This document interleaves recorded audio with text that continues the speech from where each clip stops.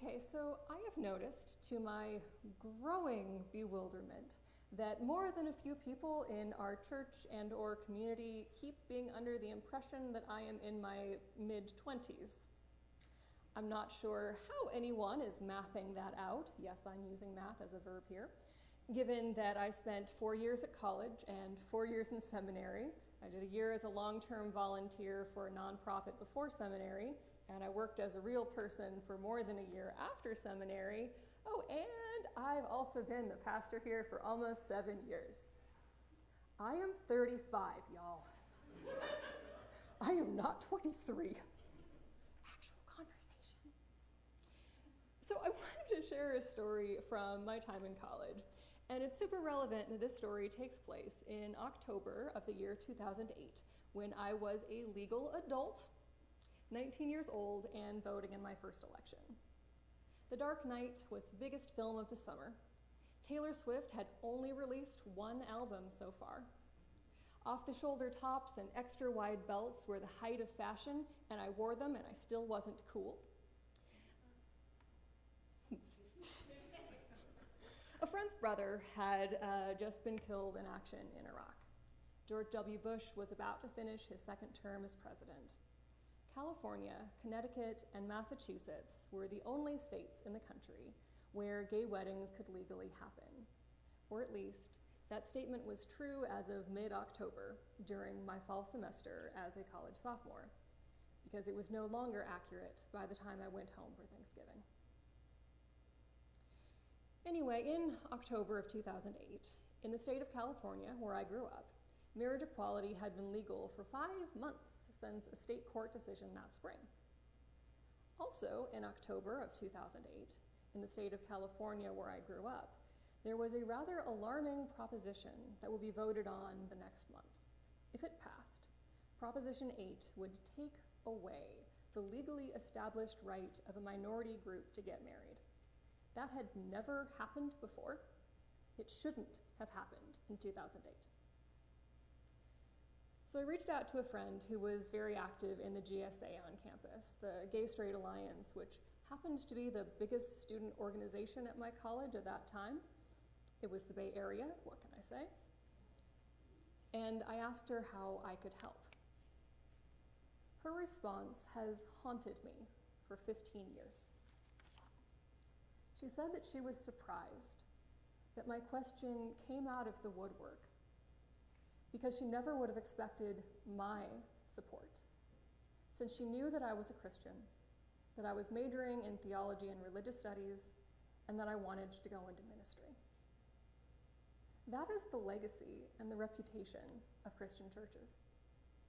So many people had been so vocal in their hatred for people like my friend that she assumed I felt the same, even though I hope I had never given her any reason to think that I did. There is no easy way to fix the reputations of Christians in the minds of so many people who assume that we are all pushy, judgmental, and closed-minded. I wish there were, but there isn't. And I think we need to remember that far too many people have been hurt in the name of the Jesus whom we love. It was wrong. It should never have happened. It was never what Jesus wanted. But far too many people have felt hate from the church when they should have felt love. So remember to live out your faith loudly, with your actions as much as, if not more than, your words, because this world needs more love, and love is exactly how Jesus calls us to live. Anyway, my friend invited me to put up posters, to make phone calls, to start conversations, and to take part in a protest at a street intersection off campus. We held up signs. We wore pins. I've kept mine by my vanity for years, so that every time I put on my face or get ready for the day, I have a reminder of what's at stake in the way I live and the way I interact with people. I don't know if our small protest had any real effect on anyone's heart or vote. I suspect that everyone who honked and cheered as they passed, everyone who shouted at us and insulted us, I suspect they'd made up their minds already. And like I said, this was the Bay Area. A lot of people were honking and cheering, or just ignoring us, to be honest. It wasn't anyone's first protest.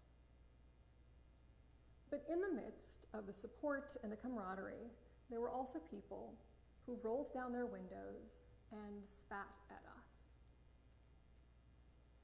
And I will never forget, until the day I die, what that felt like, as spit dripped down my cheek. And it hurt in my soul, just how hateful some people can be. Again, there were far more people who supported us, and my friend has always been the first to point that out when I tell this story, but those moments haunt me. 3 times I was spat on that day.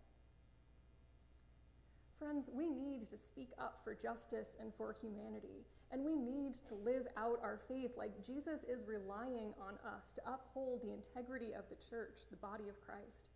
We cannot stay silent when people are hurting, even when it would be the easy thing to do.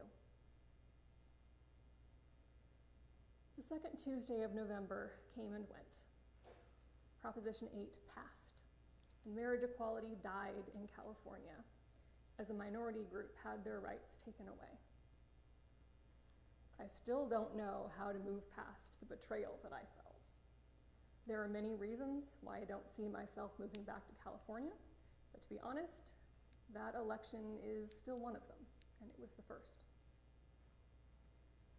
Sometimes when you speak up, the voices of minority groups are still brushed off like they don't matter, and nothing changes, and you have to live with that grief. But sometimes the story has a better ending, and you speak up and you are heard, and you find that you have the power to make a real difference. Once upon a time, there was a young woman named Hadassah, which means myrtle tree in Hebrew, a tree that variously represented wisdom, healing, justice, and rebirth in the ancient world, depending on who you asked. But Jews were in the minority in Persia, where she lived. So people outside of her family called her Esther, because it was safer to go by a Persian name. Reading this story during Pride Month, I can't help but think of people who let others refer to them by the wrong pronouns, because it's not worth the stress of people making a big deal out of it, or refusing to use the right pronouns, or just forgetting 99% of the time and brushing off corrections. My pronouns are she, they, but the number of people who refer to me as they or even have just asked for clarification is very literally a number in the single digits. I'm sure that it was a lot easier for Hadassah to have people call her Esther rather than to have people call her, that Jewish woman. I want to call her Hadassah on principle, but she is consistently referred to as Esther throughout the entire story, the entire book, rather. And the name of that book is Esther, so that's the name I'll go with this morning. But Esther, as they called her, was young and beautiful. And when the king sent out officials to bring him beautiful and eligible young women, because he was in the market for a new queen, Esther was sent to the palace to join his harem. After a year and change of living in the palace, the king chose her as his new queen, and she found herself living in a strange place. She was a Jewish woman in a nation of polytheists, but she was keeping that fact a secret, because even though she was literally married to the king, it was still safer to go by a Persian name and to let people infer that she worshipped the pagan gods, just the way that everyone else did. Queen Esther had been raised by her cousin Mordecai, and he was the one encouraging her to try to fit in for her own safety. But still, even though she could pass as Persian, even though she was literally the queen, Mordecai worried about his cousin's well-being so much that he spent most of his days outside the palace gates, where he could hear the news and gossip of the courts, and where he could sometimes see or interact with the queen through the fence. Reading this story during Pride Month, and yes, I am aware of the irony, I can't help but think of people who feel pressured to never bring up their partners, or to refer to them very vaguely without pronouns, or to bring more socially acceptable dates to certain events. For the record, I didn't feel pressured. I just wanted to have one thing in my life that was just mine. But even while I was in a relationship, I had a close gay friend who wasn't out yet, and we had an understanding that if he ever needed me to, I would gladly act as his beard. That is to say, I would let people think that I was his girlfriend, so that he didn't have to out himself before he was ready. I know plenty of people who don't get pride, even though they support equality. Can't they just live their lives without being so in your face about it? An acquaintance once told me that you don't have to learn to be proud of something that you were never made to feel ashamed of. I think about that a lot. I also think that if I had a friend who made it clear that our friendship was conditional, that she never wanted to meet my partner or see evidence of my partner or hear about my partner or in any way be reminded that my partner exists, that's not really much of a friendship. And I don't think I'd ever trust her enough to share anything of myself. I don't think I've ever been in your face about a relationship, but I hope that I would never introduce my partner as a roommate or as just a friend, even if that would make people feel more comfortable. Anyway, Queen Esther was successfully passing as a respectable Persian woman, but her cousin still worried about her and spent a lot of time outside the palace gates. And one day, he overheard 2 servants plotting to assassinate the king. He sent word to his cousin, who relayed the message to her husband. The king lived, the 2 would-be assassins were put to death, and a note was made in the palace records that Mordecai had done the king a solid. It may have seemed paranoid for Mordecai to be so concerned for his cousin, concerned that she might be outed as Jewish and treated poorly because of it, concerned that she might not be respected just because she was a woman living in a patriarchy that really did not give much of a hoot about women's voices and preferred that they be seen and not heard. Unfortunately, as it turned out, his concern was super valid. There was a guy who was an advisor to the king, who was, to put it mildly, a slimeball, and he hated Jews in general, but he really hated Mordecai in particular, because Mordecai refused to bow down to him. The slimeball's name was Haman. Haman managed to convince the king that there should be a royal edict that on a certain date, all good citizens should be encouraged, nay, ordered, to kill every single Jewish person, adults and children alike. Mordecai told his cousin that she had to do something, that she had to talk to the king, had to make him see some kind of reason. The queen was the only person in the nation in a position to do anything, to have any chance that the king would actually listen to her. I can't imagine how lonely that must have been, how much pressure she must have felt. She wanted to stand for justice, but she knew that she was a woman in a very patriarchal society. And she knew that she couldn't just go to the king or even approach him in public if he didn't invite her first. If he felt that she was disobeying him or disrespecting him, he could have her banished before she could say a word. That's exactly what he had done to the queen who had worn the crown before Esther.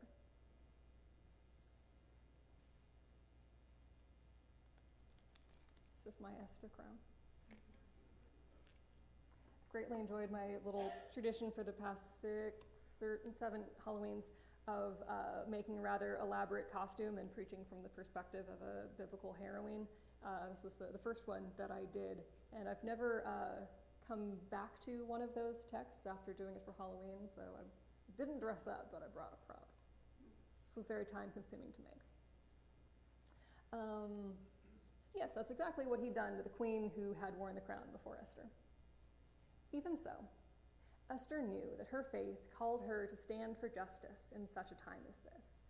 And so she prayed and prepared herself to make her case to the king, despite the risk, and to out herself as a Jewish woman. To make a long story short, the king was feeling nice that day, So when he saw his wife looking distressed, he called her to him rather than divorcing her and kicking her out of the palace. He heard her out and wrote another edict saying that if anyone tried to carry out the previously planned genocide, any Jewish person was given full permission to defend themselves, even with deadly force. The slimeball advisor Haman had already been hanged for how he had treated the queen, but his 10 sons were all killed when they tried to attack the Jews that day. Mordecai was appointed to be an advisor to the king in Haman's place, and I suppose that Esther got to live out as much of a happily ever after as she was ever going to get. Reading this story during Pride Month, I can't help but think of all the times that just a few minority voices, or even only one voice, have kickstarted real societal changes or started large-scale movements. The entire concept of Pride Month itself can trace its roots back to one bar, the Stonewall Inn, on one night in New York City in June of 1969. We need to listen to minority voices. We need to stop regarding people as stereotypes. We need to learn to get comfortable listening to others sharing experiences that seem different than ours, maybe even in ways that feel weird. Anyway, I guess all of this is to say that we need to live out our faith like it actually matters, because it does. Speak up for justice when the world needs to hear it, even though it won't always be heard. And when people are brave enough and willing enough to share their stories and their lives with you, you need to listen, really listen. Please pray with me. Holy God, help us to have the faith and the courage of Esther. Help us to love everyone, even when we don't understand them. Help us to listen to those who need to be heard and to support those who feel like they are alone.